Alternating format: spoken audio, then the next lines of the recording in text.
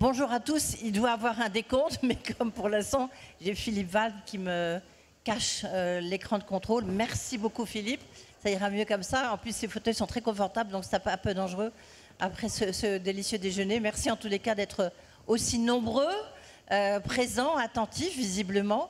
On a une table ronde sur un sujet quand même très délicat, très complexe. On va peut-être essayer de trouver une solution, enfin ils vont essayer de trouver une solution, peut-être avec Françoise Benamou, donc, que vous connaissez, qui est la présidente du Cercle des économistes, qui va nous dire pourquoi, ou quelles sont les raisons de poser cette question. La France est-elle irréconciliable?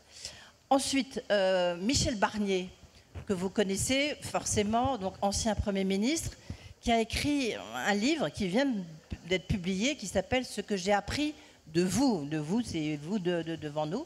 Il nous dira s'il a ces solutions et quelles sont-elles, peut-être, sauf si c'est son futur programme.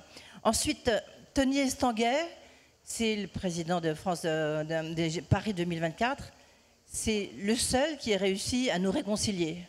Donc, il nous dira quelle est sa recette.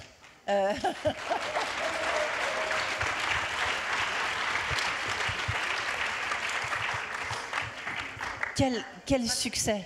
À ses côtés, Arnaud Puyfontaine, qui est donc président du directoire de Vivaldi. Avec lui, on verra si les médias, est-ce qu'ils sont faits pour cristalliser, dénoncer, ou au contraire réconcilier. Nous verrons sa réponse. Et puis, à mes côtés, Philippe Val, donc président de la Poste, et qui nous expliquera pourquoi il y a un vrai problème de confiance dans ce pays, pourquoi il y a cette fracture entre les élites. Le problème, c'est qu'est-ce qu'on met sous le mot élite. Françoise Benamou, c'est à vous. C'est à vous d'introduire cette séquence. On va parler aussi de confiance. Pourquoi cette confiance, elle est rompue entre nous? Merci Edwige et bonjour à tous et merci d'être là par cette grande chaleur. Alors je voudrais faire un détour par un papier qui a été publié tout à fait récemment par le CEPR. Et ce papier de Tim Busley, Chris Dunn et Sacha Ford pose un paradoxe, ou d'ailleurs deux paradoxes, hein, à partir d'une enquête qui a été menée dans 160 pays auprès de millions de personnes. Donc c'est absolument passionnant. Le premier paradoxe, c'est le paradoxe de la confiance. Les populations, je cite, les populations des pays les plus riches et les plus démocratiques tendent à avoir une plus faible confiance dans leur gouvernement. Et puis le deuxième paradoxe, on pourrait l'appeler le paradoxe de la croissance, c'est que la confiance dans le gouvernement est positivement corrélée avec la croissance du PIB, bon ça d'accord, mais même dans les dictatures. Alors qu'est-ce que ça nous apprend à propos de la France? La conclusion des auteurs, c'est de dire que les institutions démocratiques ont tendance à encourager davantage les jugements critiques, le scepticisme des citoyens envers les performances du gouvernement. Alors, cela résonne particulièrement, évidemment, hein, pour la France, où on a une espèce de spirale entre une moindre croissance, une économie qui va moins bien, et un affaiblissement de la confiance. Alors, au-delà, évidemment, d'un effet international, de conjoncture internationale.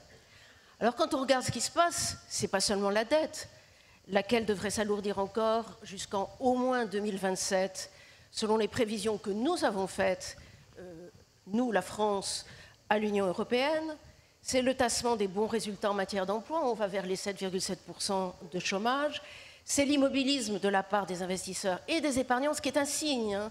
C'est un signe de manque de confiance, et puis la dégradation du commerce extérieur. Et ça, c'est l'aspect économique. Mais il y a surtout, peut-être, la propension à la critique, plutôt qu'au compromis. Alors, je ne vais pas vous parler du conclave des retraites, rassurez-vous. Il y a le délitement de l'esprit de solidarité, du faire société, et une certaine forme d'irresponsabilité collective, notamment de la part des élites, peut-être pas toutes, certaines, en tous les cas, pour ma part, je pense qu'il faut savoir prendre sa part de cette responsabilité.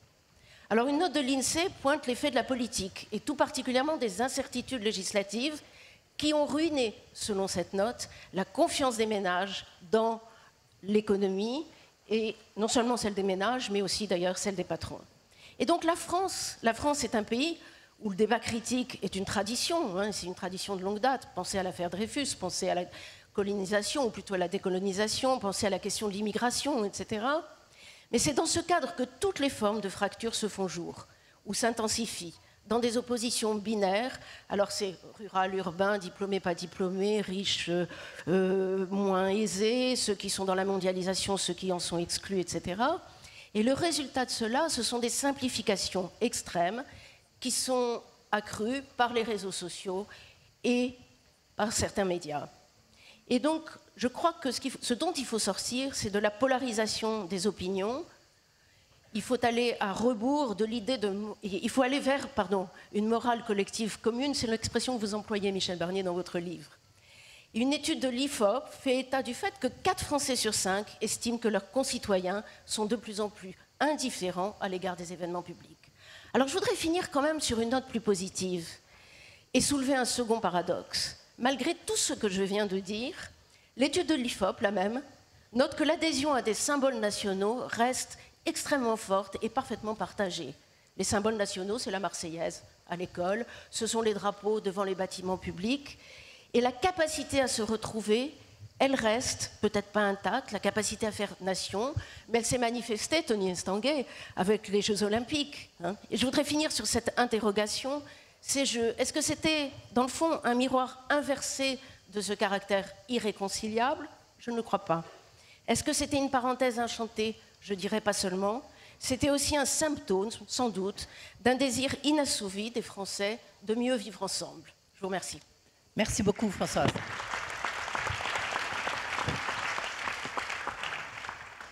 Michel Barnier, j'ai envie de dire que vous avez subi, vous êtes un peu victime de cette France irréconciliable, et parce que on a vu cette société française, elle est complètement fracturée. La question c'est quel est votre diagnostic, quel est votre décryptage, et puis ensuite, quelles sont peut-être les voies de sortie. C'est comme ça qu'on aimerait entendre vos propos. Bonjour à chacune et chacun d'entre vous et merci de votre présence, de votre attention dans cette ambiance chaleureuse.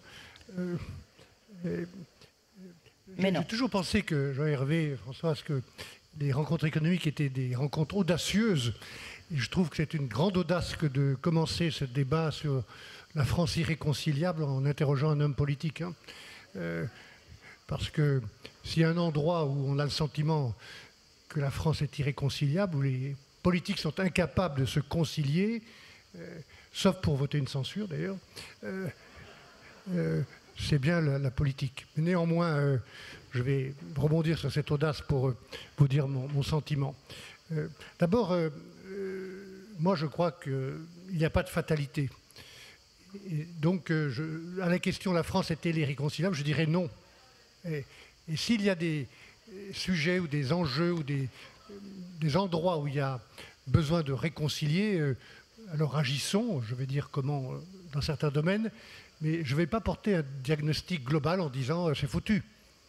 Parce que c'est pas, si je réponds c'est foutu, il n'y a plus rien à faire, c'est pas la peine d'être engagé. Et moi je pense précisément qu'une des voies, et ce que je dis dans mon cas d'ailleurs, c'est de s'engager, notamment aux plus jeunes d'entre vous, engagez-vous, parce que si vous ne vous occupez pas de politique, d'une manière ou d'une autre, c'est la politique qui s'occupe de vous.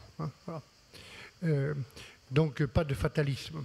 Il y a beaucoup de, chers amis, beaucoup d'endroits, de domaines où il faut réconcilier et où c'est possible, avec du temps et de l'énergie et parfois du courage.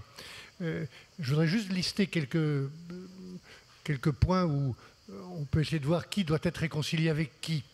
Je pense par exemple que, et c'est le plus grave, que le peuple doit se réconcilier avec les élites. Vous l'avez dit. Je pense qu'il faut réconcilier la province avec Paris. Ça va d'ailleurs avec le premier point. Les Français avec l'économie. C'est un des sujets peut-être pour ces rencontres. Les Français avec l'identité française, la fierté française, même si on a vu la passion autour du drapeau et de la Marseillaise, je pense qu'il y a un problème par rapport à l'identité nationale, ce qui fait notre passeport, nos valeurs, la République, la laïcité.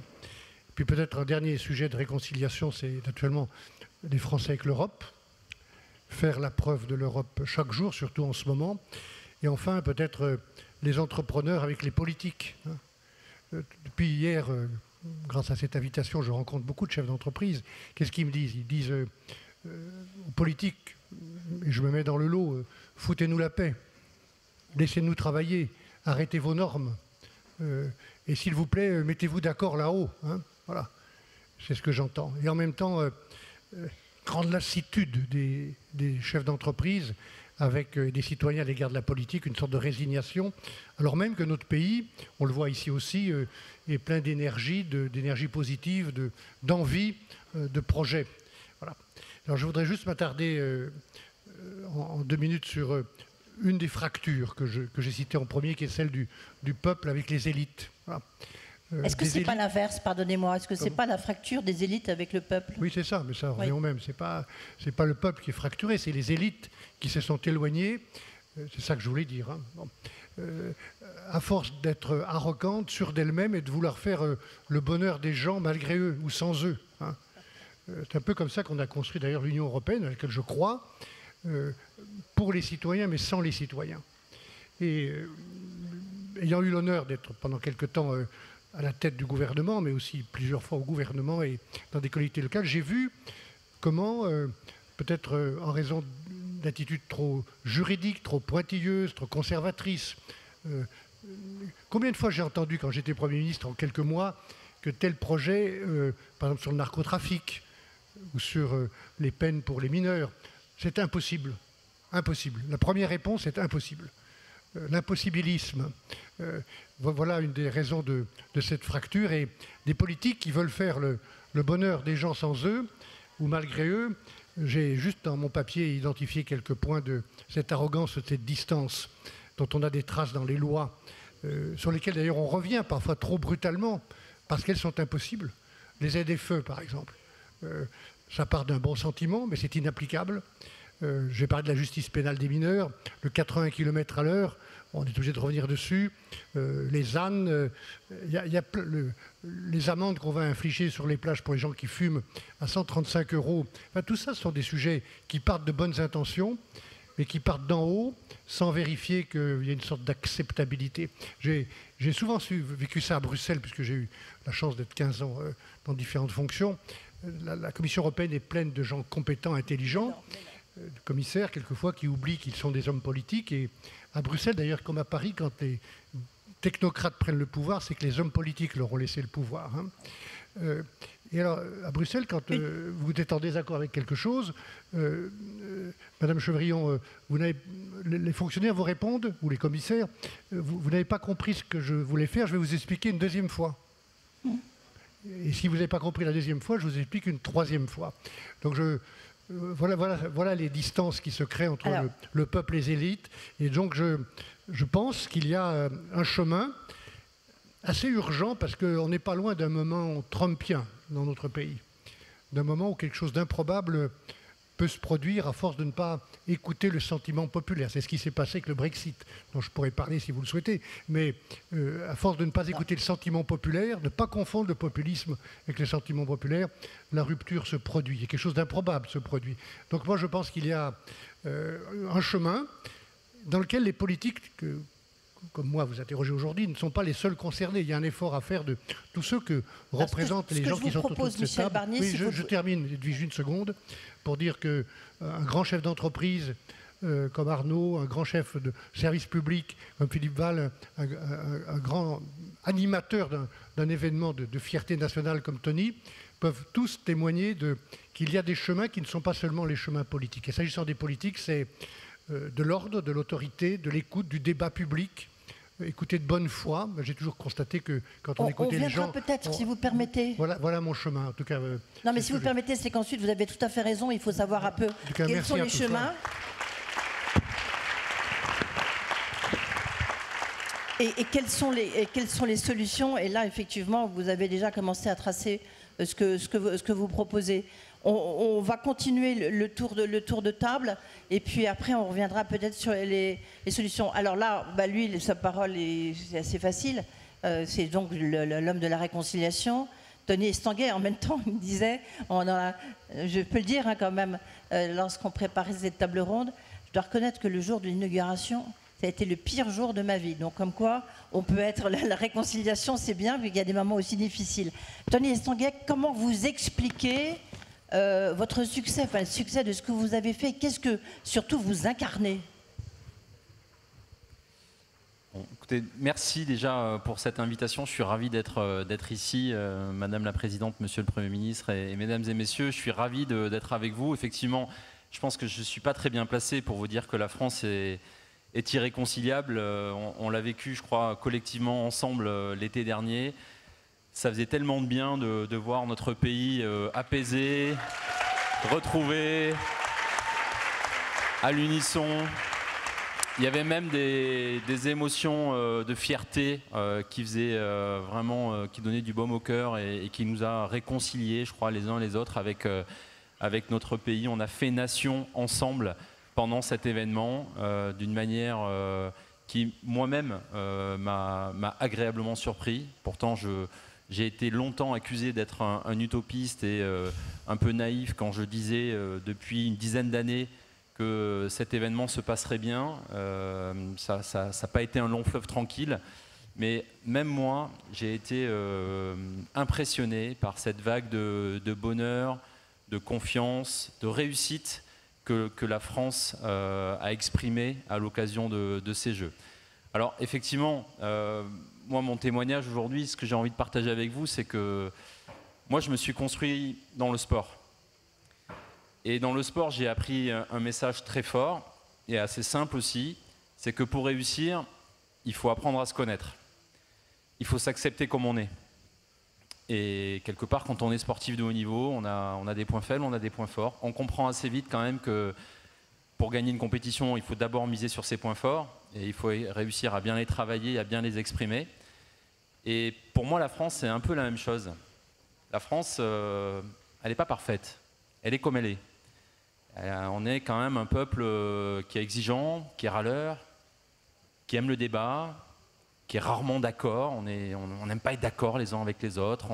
On a cette pluralité, cette diversité d'opinions qui s'expriment en permanence. Mais il y a aussi quelque chose d'extrêmement fort que l'on a. Et pour moi, c'est le point fort de la France, et on l'a vu l'été dernier notamment, c'est qu'on a cette capacité à se rassembler quand ça compte et quand c'est vraiment important. Et ça, je pense qu'il faut vraiment qu'on l'assume, qu'on le défende, qu'on l'encourage, parce que dans son histoire, la France, elle a montré beaucoup de solidarité dans des moments tragiques, on passe aux attentats. Elle a montré beaucoup d'unité dans des moments décisifs de son histoire pour aller défendre des droits sociaux, des combats sociaux. Et elle a montré aussi du dépassement de soi pour faire des choses extraordinaires. Je pense à la Tour Eiffel, à Notre-Dame ou les Jeux Olympiques. On est capable du meilleur. On est capable de mobiliser des entreprises exceptionnelles. Il y a des savoir-faire en France. On a quand même la chance d'avoir des entreprises d'exception qui ont réussi à peu près dans tous les domaines. Alors, c'est pas évident, c'est pas simple, mais on a des champions de l'industrie. On a une administration, et moi, voilà, je peux en témoigner. Je ne connaissais pas l'administration française. J'ai dû apprendre à travailler avec elle pendant une dizaine d'années, mais je peux vous dire que j'ai été impressionné par la capacité de notre administration aussi à se mettre au service d'un défi pour faire en sorte que ça fonctionne. Et donc, moi, je crois au talent de la France. On a des artistes exceptionnels qui ont su se mobiliser pour apporter toute la créativité à notre projet. Et mon message, il est autour de la France. Elle est capable de se réunir, de se rassembler derrière des projets ambitieux, derrière des projets audacieux. Et ça veut dire qu'il nous appartient aussi, nous tous, société civile, acteurs publics, de réussir à proposer ces rendez-vous collectifs où il y a de l'ambition, où il y a de l'audace, où il y a de l'exigence pour montrer le meilleur de nous. Parce qu'on est un peuple qui se mobilise rarement, mais quand il se mobilise, il ne fait pas les choses à moitié. Et c'est vrai que vous avez parlé de confiance dans votre introduction, et moi je l'ai vécu, ce pessimisme un peu généralisé. À un moment donné, plus personne ne croyait dans notre capacité à réussir les Jeux. C'était vraiment, voilà, dans tous les domaines, on était des bons à rien et ça allait être la risée dans le monde entier. Et au final, parce qu'on a gardé le cap, parce qu'on a réussi à aller chercher des talents chez les uns et les autres, on a réussi à exprimer le meilleur. Donc moi je crois que pour réconcilier la France, pour continuer à avancer ensemble, il nous faut des souvenirs communs. Je pense qu'on se souviendra tous de cette roulette qui a désigné Teddy Riner pour le combat final. On se souviendra tous de Léon Marchand qui, à chaque fois qu'il sortait la tête de l'eau, on avait envie de l'encourager pour qu'il aille un petit peu plus vite. On a besoin de ces souvenirs en commun et c'est à nous de les créer, de les provoquer, de les réunir. Je crois au sport, forcément c'est mon univers, comme un vecteur pour rassembler les Français. Je pense qu'il y a d'autres vecteurs, bien évidemment, qui peuvent le faire, à condition d'être audacieux, d'oser, de se lancer dans des défis un peu atypiques. Voilà. Merci Tony Estanguet.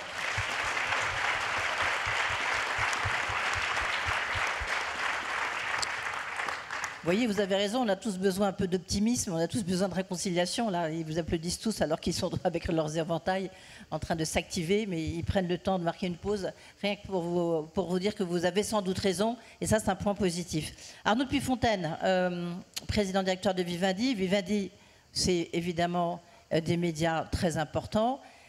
On va commencer par Canal+, mais c'est aussi CNews, le journal du dimanche. Et la question qu'on peut savoir, mais en même temps, vu leur succès, on peut voir que vous avez raison lorsque vous avez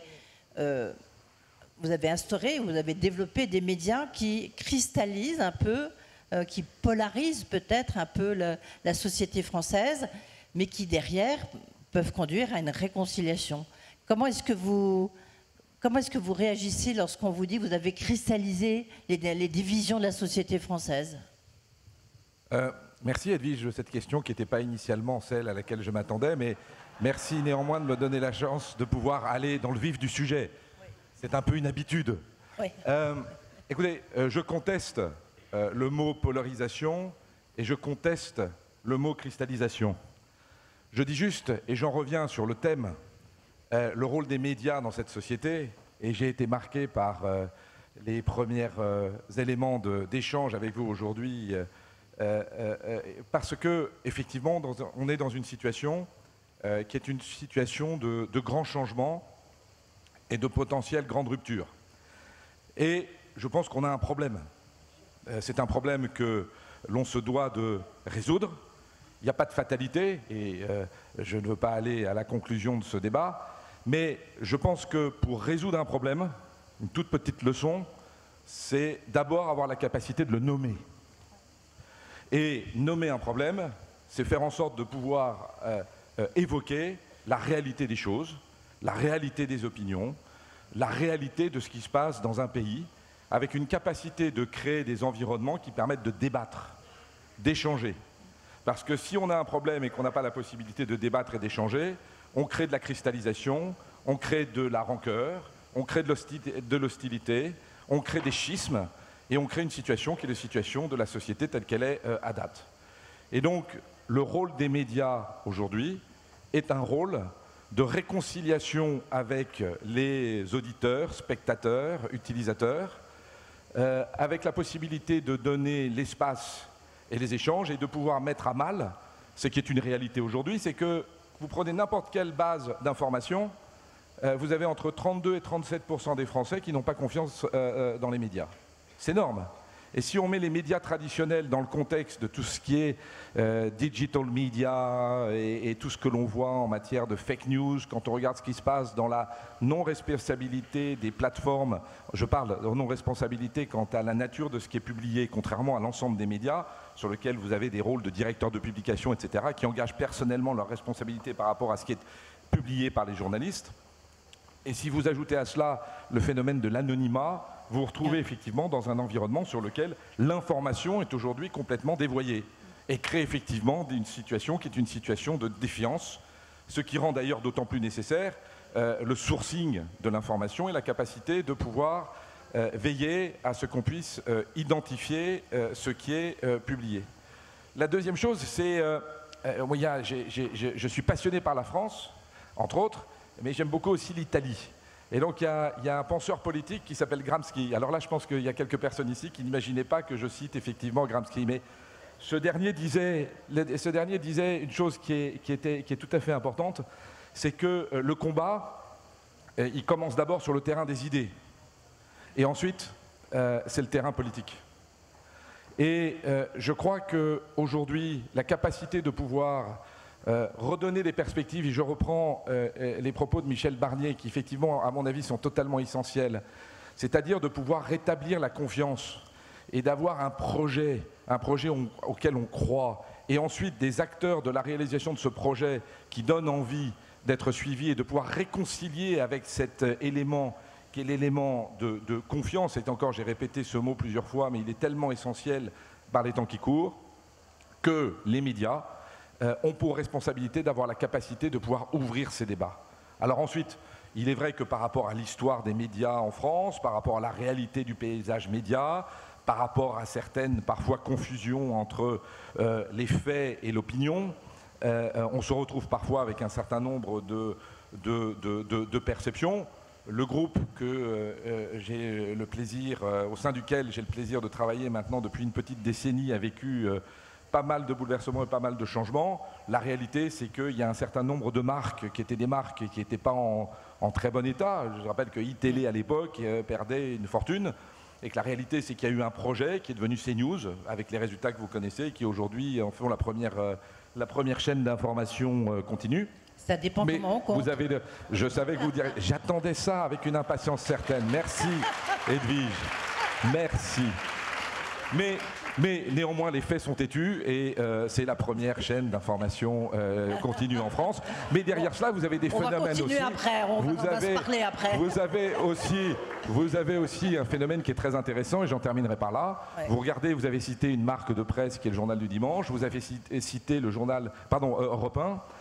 Eh bien, il n'y a jamais eu, par rapport à un positionnement, c'est autre chose, oui. Mais il n'y a jamais eu une réactivité aussi importante dans l'évolution d'un média radio ou de presse lié effectivement à une évolution. Donc ça veut dire qu'il y a un besoin, et ce besoin, oui. Il est bien parce que le débat va nous aider à trouver les bonnes solutions. Oui. Merci beaucoup. Absolument.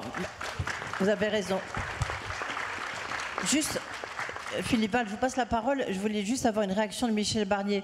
Lorsqu'Arnaud de Puyfontaine dit qu'il est important de nommer les choses, personnellement, je pense qu'il a raison et que souvent, on ne nomme pas les choses et qu'on les met un peu sous le tapis ou de côté. Est-ce que vous êtes d'accord avec lui? Définitivement, oui. Je pense que le peuple est intelligent, plus intelligent que certains hommes ou certaines femmes politiques ne le croient. Donc moi, ce que j'ai constaté lorsque j'ai l'honneur d'être Premier ministre et que j'ai dû dire les choses et que j'ai voulu les dire, c'est que les gens ont compris. Voilà.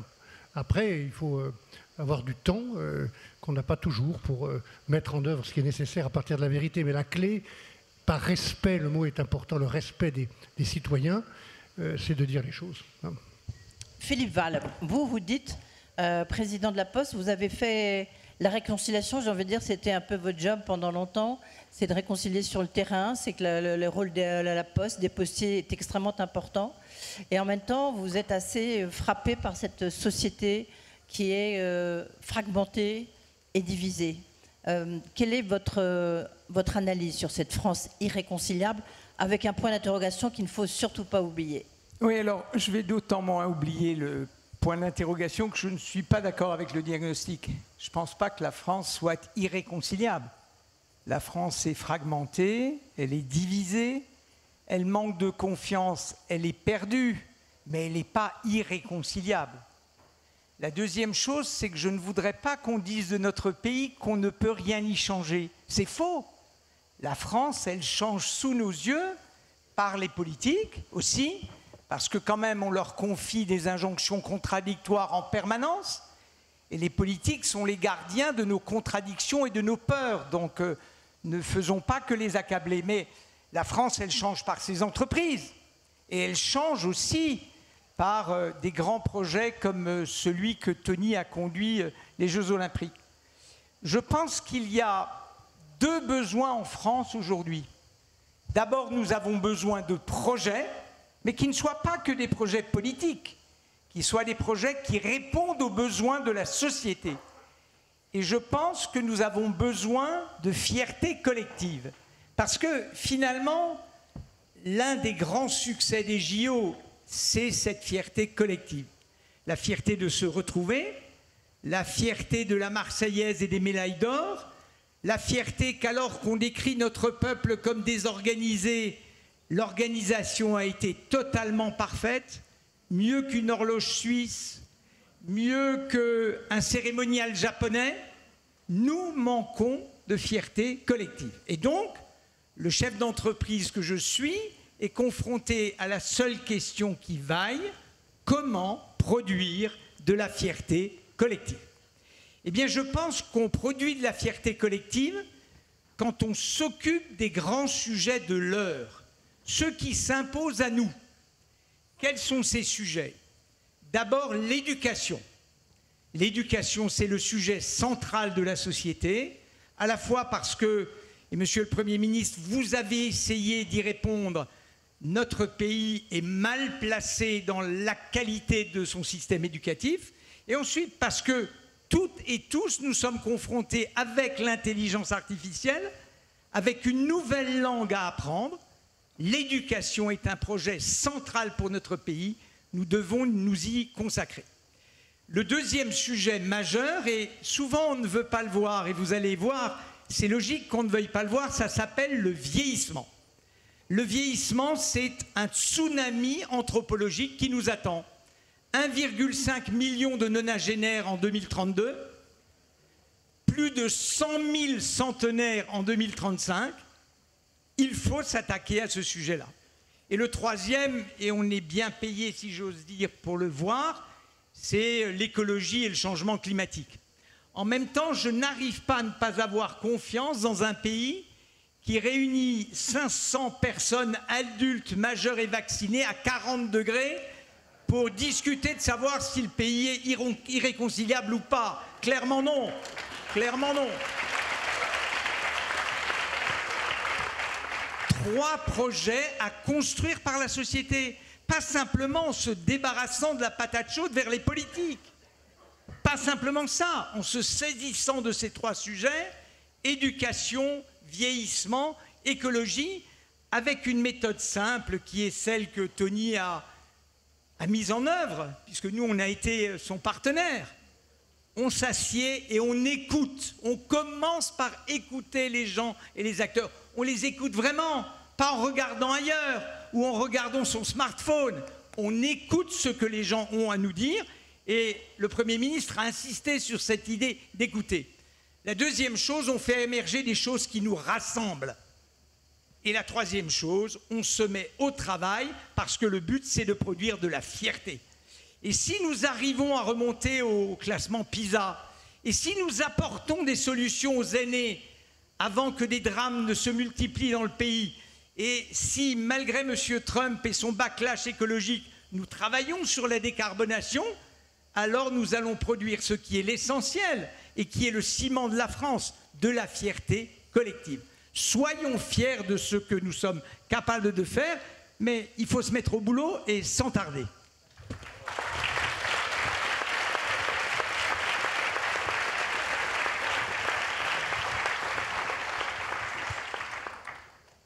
Je commence. Et Françoise Benamou, vous intervenez quand vous voulez, mais comme on est tous un peu en randonnion, j'ai plus compliqué de vous voir.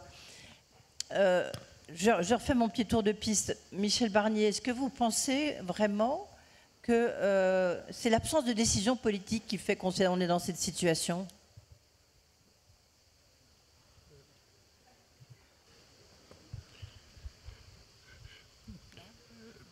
Pas d'abord. Je veux dire, c'est sûr que le fait, depuis cette dissolution insensée, qu'on n'ait pas de majorité absolue pour la première fois depuis 1958, empêche des décisions, de bonnes décisions d'être prises. Mais ça durera aussi longtemps qu'on n'aura pas de majorité à l'Assemblée nationale. Mais moi, je pense que la première raison, c'est, comme cela vient dit par Philippe ou par Tony ou par Arnaud, c'est le projet. J'ai eu, sans jouer les anciens combattants, parce que j'ai beaucoup d'admiration pour Tony Estanguet et pour ce qu'il a fait, mais j'ai eu le privilège, plus modestement, de faire quelque chose qui ressemble à ça, avec les Jeux Olympiques d'hiver en 92, avec Kili, un autre grand champion. Qu'est-ce que j'ai compris à ce moment-là? C'est que on a tous des problèmes dans un département, dans un pays, on vient d'en parler, nos familles, nos entreprises. Si on relève la ligne d'horizon et que les gens de la communauté, l'entreprise, la famille, le pays, voient quelque chose à l'horizon quand ils lèvent les yeux, c'est toujours plus facile de régler les problèmes, parce que j'ai constaté. On ne supprime pas les problèmes, on ne les efface pas par un coup de baguette magique, mais on les met en perspective, on les relativise, parce que j'ai constaté. Puis j'ai constaté une deuxième chose, comme tu l'as vu, Tony, avec les 45 000 volontaires, hein, c'est que la fierté, cela vient d'être dit, que des gens par milliers, c'était le cas de 8 000 à Albertville, 45 000 à Paris, qui viennent de tous les endroits, qui ne viennent pas du même endroit, qui ont des idées différentes, des statuts, des métiers différents, passent du temps, ils ont tous, ces gens, et on en a peut-être parmi vous, qui ont eu le sentiment, la fierté de s'améliorer individuellement, de progresser personnellement en participant au succès d'un projet collectif. Ce sont les deux choses que j'ai constatées. Et c'est ça qu'il faut recréer. Qu'est-ce que c'est les projets collectifs dans les domaines qui viennent d'être évoqués, ou peut-être plus globalement? Moi, je pense par exemple que notre pays a la capacité, les énergies, les entreprises, la recherche, la jeunesse, pour se donner l'ambition d'être la première puissance européenne d'ici 10 ans ou 15 ans. Je pense ça. Mais après, il faut délivrer. Mais je pense qu'il faut avoir des ambitions comme celle-là. Il faut avoir confiance. Philippe Val,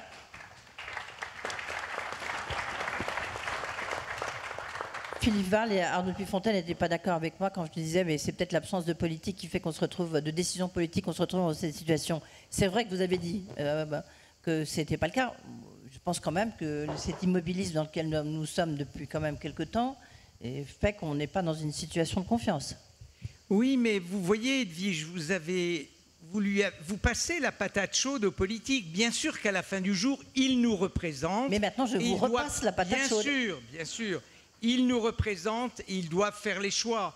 Mais ça suppose que la société civile s'engage, ça suppose que les entreprises, celles d'Arnaud, la nôtre, toutes les entreprises s'engagent, que les leaders d'opinion s'engagent. Ce n'est pas juste le sujet des politiques. Vous voyez, c'est ça mon point. C'est l'idée de la convergence des énergies et de la production de la fierté commune. Il faut produire de la fierté commune. C'est fondamental. Arnaud Puyfontaine. Je suis d'accord avec Philippe. Oui, mais donc, il faut produire de la fierté commune. Je dirais juste une chose, il faut aussi redonner envie de s'engager politiquement, et notamment chez les jeunes. Et quand je dis politiquement, c'est à l'échelle nationale ou c'est à l'échelle locale. Il faut recréer un pacte de confiance entre les citoyens français, chacun d'entre nous, dans la capacité d'exercer le droit qui est le nôtre en tant que citoyen, dans un projet dans lequel nous nous inscrivons, dans un projet d'un pays formidable, dans des règles de fonctionnement démocratique qui sont les règles fixées en 1958, et que quand on regarde qu'on est dans un pays dans lequel, dans les élections, on a moins d'un Français sur deux capable d'aller voter qui va exercer son droit de vote, c'est affligeant. Ça veut dire qu'on a tout de même une sorte de no way. Je crois qu'en 68, j'étais encore un petit peu trop jeune, mais mes parents m'ont raconté qu'il y avait ce côté sous les pavés la plage, ce genre de claim, n'est-ce pas, des étudiants. Il faut redonner de l'espoir, il faut redonner de l'envie, il faut renouer avec un contrat de confiance dans la relation qu'il y a entre le citoyen français et les élus et le politique. Et parallèlement à cela, absolument revaloriser le rôle du politique. Il faut que s'engager dans la politique soit un vrai projet, soit un vrai engouement. Il y a des hommes extraordinaires et des femmes extraordinaires qui ont marqué la vie politique de ce pays. Aujourd'hui, malheureusement, on donne en France, à l'échelle internationale, l'image d'un pays bloqué de par les conséquences de cette dissolution. Michel a effectivement qualifié de manière tout à fait précise et exacte les conséquences. Et il est essentiel d'avoir une sorte de New Deal de ce point de vue et d'avoir la capacité de faire en sorte que, comme disent les Anglais, it takes two to tango. Donc c'est à la fois la capacité de pouvoir se bouger pour effectivement sortir de cette période et réengager avec l'environnement politique au sens large du terme, de telle sorte à ce qu'on puisse écrire une belle histoire. Et c'est avec cet état d'esprit que je pense le débat qui nous anime aujourd'hui. Tony Estanguet, vous avez écouté Michel Barnier, vous avez écouté Arnaud Puyfontaine et Philippe Val. Imaginez un seul instant, je ne sais pas qu'on vous donne des responsabilités, je ne sais pas très bien lesquelles, je ne sais pas si elles seraient politiques ou pas, mais en tous les cas, de conduire un autre projet fédérateur, de réconciliation. Comment vous verriez les choses? Déjà, ça tombe bien parce qu'il y a de nouveaux jeux d'hiver qui vont arriver en 2030. Oui, mais je crois que c'est pas vous, hein. Non, à moins que. C'est pas moi, mais ça va bien se passer. Piron. Ouais, écoutez, moi je me retrouve très bien dans ce qui a été dit. Ce que j'ai voulu dire tout à l'heure, c'est que je crois quand même qu'on est dans un pays aussi qui doit s'accepter comme il est. La France, elle est réconciliée et apaisée, on l'a vu à des moments clés. Et il y a d'autres moments où il y a cette pluralité d'opinions qui nous caractérise aussi. Et quelque part, c'est aussi là-dedans qu'on va chercher notre capacité à aller chercher le meilleur, notre capacité à repousser nos limites. Je crois que c'est faux de penser qu'on va vivre dans un monde où on sera toujours apaisé.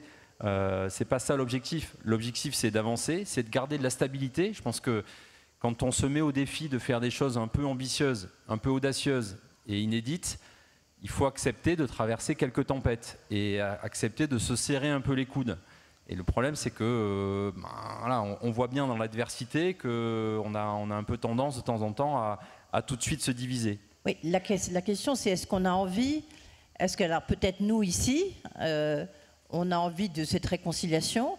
La question, c'est est-ce que les générations suivantes ont envie de cette réconciliation. Lorsqu'on voit, on parlait du sport avec vous, regardez pour la finale du PSG, qui a été donc enfin sacré champion, eh bien, regardez ce qui s'est passé sur les Champs-Élysées et toutes les dégradations qui a eu lieu. En 1998, on est tous dans la rue, c'était très bon enfant. Aujourd'hui, c'est plus le cas. Donc, on voit que, et notamment, on n'a pas encore parlé des rôles des réseaux sociaux qui peut-être contribuent à cette fragmentation. Ben, le monde évolue, le monde il avance, le monde il vit avec son temps. Moi, je continue de penser qu'on a besoin de fêter ces moments de fierté nationale, et c'est vrai que le sport et la récente victoire du PSG a été fêtée, et je pense que pour tous les amoureux du football, c'était quand même exceptionnel de voir un club français gagner de cette manière la Ligue des Champions. Donc après, s'il y a des incidents, ne cristallisons pas tout et n'effaçons pas tout autour de ça. Et il faut aussi sacrifier, il faut aussi célébrer les victoires. Je pense que la confiance, c'est quelque chose qui se construit au quotidien. Et c'est quelque chose de fragile. Donc il nous appartient collectivement, individuellement et collectivement, de faire en sorte qu'on ait confiance en nous, on ait confiance dans notre pays, à agir, à faire des choses au niveau local. Moi j'ai bien aimé ce que tu disais, Philippe, ne mettons pas toute la responsabilité sur les acteurs politiques. Ils n'ont pas de baguette magique, ils ne peuvent pas... on a besoin d'eux aussi, mais c'est aussi à nous, quelque part, de prendre nos responsabilités pour nous engager localement, nationalement, à notre niveau, pour faire en sorte qu'on trouve ces espaces de cohésion nationale. Il ne faut pas tout attendre. Françoise Benamou, vous vouliez... Oui, juste un point. L'éducation a été évoquée tout à l'heure et l'école.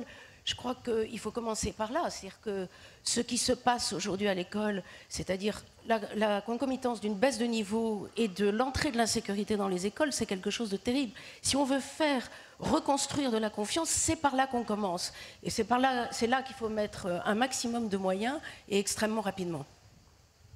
Michel Barnier. Oui, à propos de réconciliation, j'ai dit le peuple, les citoyens avec les élites. Je suis quand même très frappé, quand on écoute ici et ailleurs, la colère de beaucoup de gens sur le terrain, des élus locaux, des chefs d'entreprise, des citoyens contre l'excès de réglementation, les normes, les standards. Il y a une colère sourde qu'on a vu exploser au moment des Gilets jaunes. Il y a la même colère à l'égard de l'excès de normes ou de l'inflation normative de Bruxelles. Je pense que c'est le moment de faire un examen de conscience, parce que tout ça conduit à des blocages, à des protestations, à des révoltes. Et puis, de seul coup, les politiques reviennent en arrière et mettent le balancier très très loin. Et on recule. Il y a un problème démocratique. Enfin, moi, je pense que si on parle de méthode, avoir des projets dans tous les domaines qu'on a évoqués, avoir des fiertés communes, des émotions communes, au sport et à la culture aussi.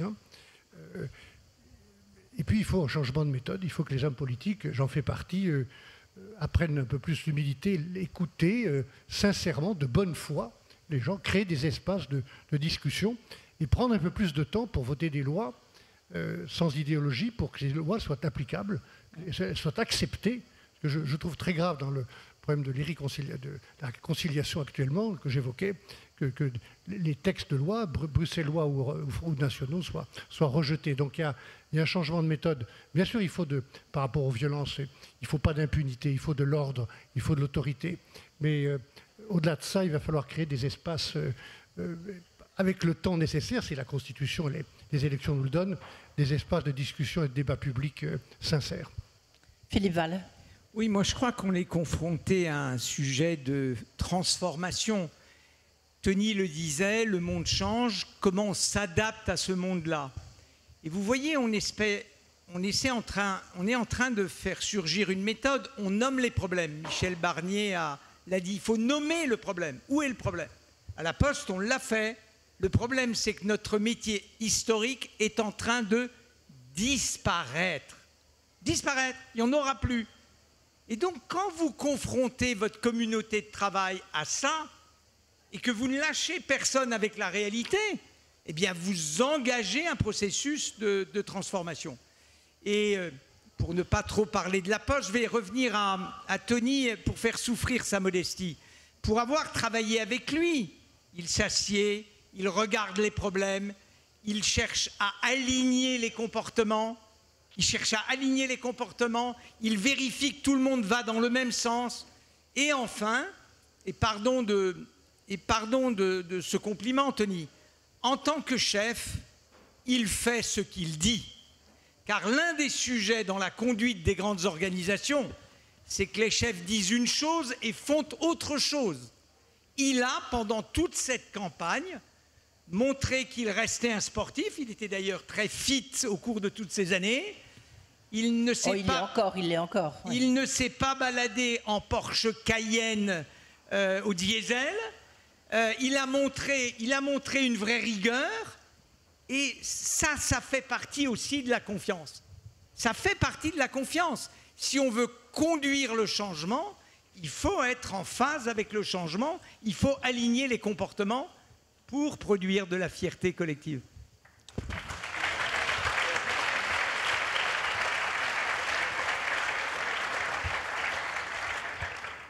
Une réponse, Tony Estanguet?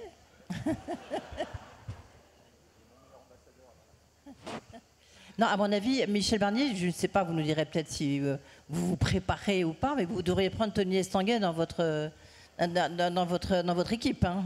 Il y aurait une bonne chance que ça marche. De quelle équipe parlez-vous là? Je sais pas, moi, comme ça. On parle d'équipe de foot, on peut parler d'équipe présidentielle, par exemple. Je n'y avais pas pensé à ça, donc je vais... Tony, de toute façon, il fait partie de l'équipe de France hein, depuis bien longtemps, bien avant les Jeux Olympiques. Juste un mot pour Philippe, quand il dit il faut que les dirigeants, vous ne parliez pas seulement des politiques, mais ne fassent pas le contraire de ce qu'ils disent. Moi, je vais juste compléter, il faut décider et faire derrière. Ce que je constate aussi, c'est qu'en raison de la rapidité des médias, de l'urgence de la communication, ce n'est pas le débat, la communication, hein, ça tombe d'en haut, on annonce, les ministres, notamment les politiques annoncent des choses le soir en 1 minute, et puis il n'y a pas de suivi. Et moi je pense depuis très longtemps que l'effet de suivi il est aussi important que l'effet d'annonce. Voilà. Donc ce n'est pas faire le contraire, c'est parfois ne rien faire derrière. Et les gens le voient, et ils en ont ras-le-bol.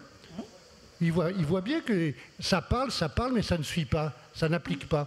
Et on décide des trucs qui, en plus, qui ne sont pas applicables. Donc, c'est pas. Donc, il y a un double problème là. Oui. Ah. Arnaud Puyfontaine, vous un commentaire là-dessus, juste sur ce point-là? Sur ce point-là, c'est juste un commentaire de ma famille maternelle qui est dans le sud de la France, au sud de Toulouse, dans un village qui s'appelle Saint-Gaudens. Et il y a une expression qui dit grand disou, petit faisou. Donc il faut mettre à mal cela et faire en sorte que ça devienne une règle pour effectivement illustrer le point que vient de faire Michel. Bon, ça sera votre mot de conclusion, Arnaud Puyfontaine. Vous avez peut-être... Parce qu'on va essayer quand même d'avoir des solutions, quand même pour finir sur une note très positive. Si vous avez un remède, une solution, ça serait quoi, puisque vous avez le micro?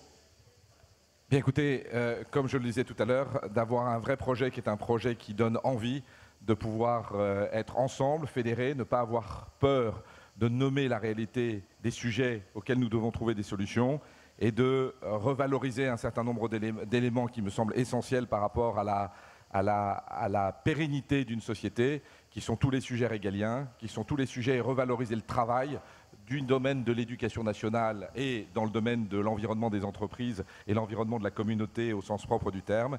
Et enfin, de pouvoir valoriser la notion de mérite. Et tout cela dans le cadre d'un projet clair et d'une capacité et d'un leadership pour pouvoir le mener à bien, me semble être une combinaison qui nous permettra de trouver les solutions aux problèmes auxquels nous sommes confrontés. Donc je veux être optimiste. Et donc à la question, une France irréconciliable, non. Non, la réponse est non, clairement. Tony Estanguet, une réponse, une solution.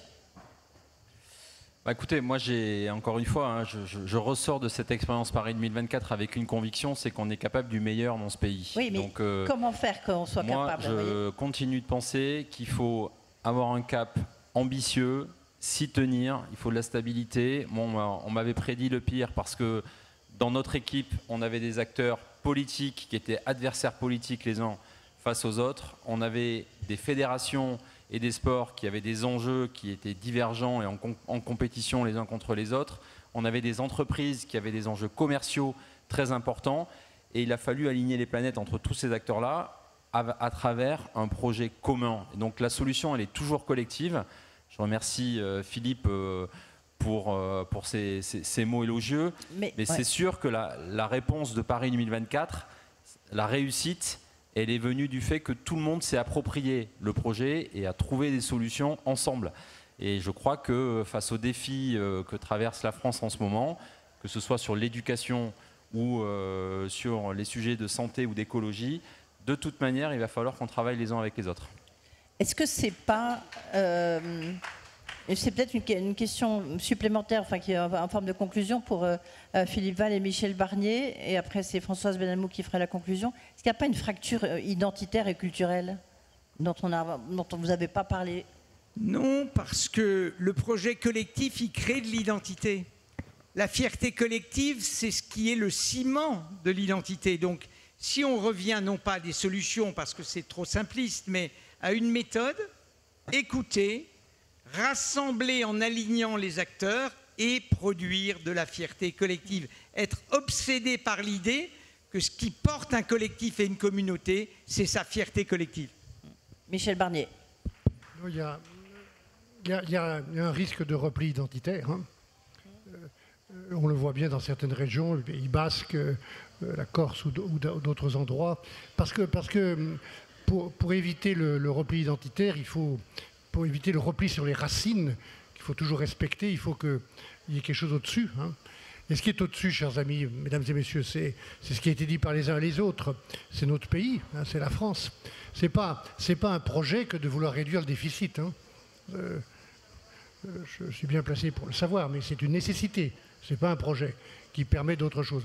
Le projet, si je puis dire, c'est notre patrie, c'est le pays. Qui est plein de ressources, plein d'énergie positive, dans tous les villages, il y a des idées et qui est capable de réussir des événements formidables comme les Jeux Olympiques. Moi, je suis convaincu qu'une ambition française, une fierté française, on peut les retrouver. Et donc, la réponse à la question que vous aviez posée au tout début, la France est fracturée, mais elle n'est pas irréconciliable. Voilà ce que je pense. Merci beaucoup. Alors, je sens que j'ai 2 secondes. Vous me donnez 2 secondes. Alors 2 secondes. Le premier, mot de la fin. J'ai été frappée par le fait qu'on a cité dans cette session Lénine, les faits sont têtus, et Camus, il faut savoir nommer les choses. C'est quand même un signe qu'on peut se réconcilier. Et le deuxième point, c'est 3 mots que je retiens: projet, engagement et confiance. Merci. Merci à vous.